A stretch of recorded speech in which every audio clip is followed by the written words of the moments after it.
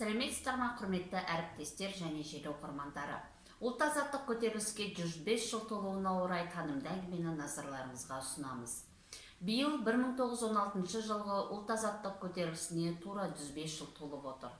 Халық наразылығы Ресей империясының 1916 жылғы 21 маусымнан бастап бұратана халықтың 19-43 жас аралығындағы ер азаматтарын майданның қара жұмысына шақыру туралы жарлығына туындаған белгілі.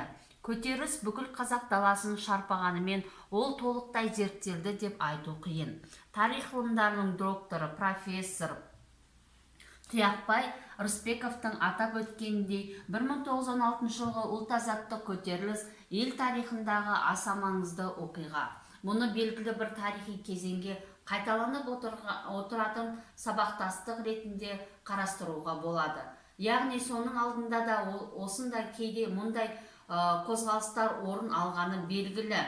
Мысалы 1986 жылғы желтоқсан оқиғасына қатысушылар да Қазақстанның азаттық алып өз алдына ел болып көкседі.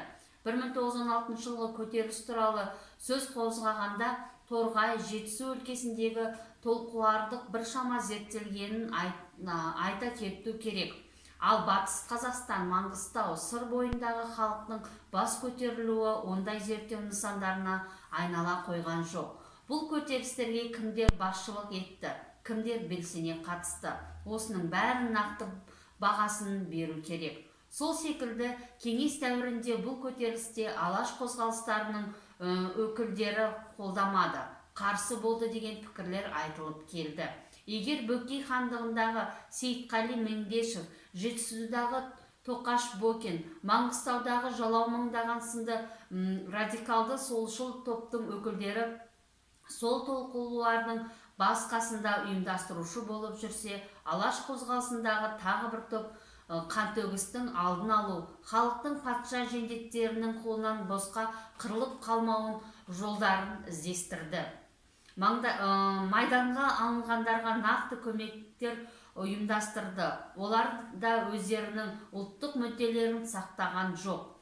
Осының бәрін нақты тарих шындық деңгейінде саралаудың маңызы зор. Айталық көтеріліс тарихына арналған кітаптарда, оқулықтарда Батыс Қазақстандағы оқиғалар жөніндегі пайымдаулар 7-8 беттен аспайды.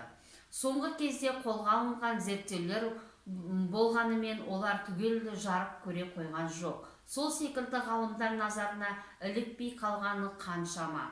Айталық сол кездегі облыстық Қызыл ту газетінің 1926 жылғы және екпінді құрылысының қазіргі Орал өңірі 1936 жылғы нөмірінде көптеген естеліктер жарияланған.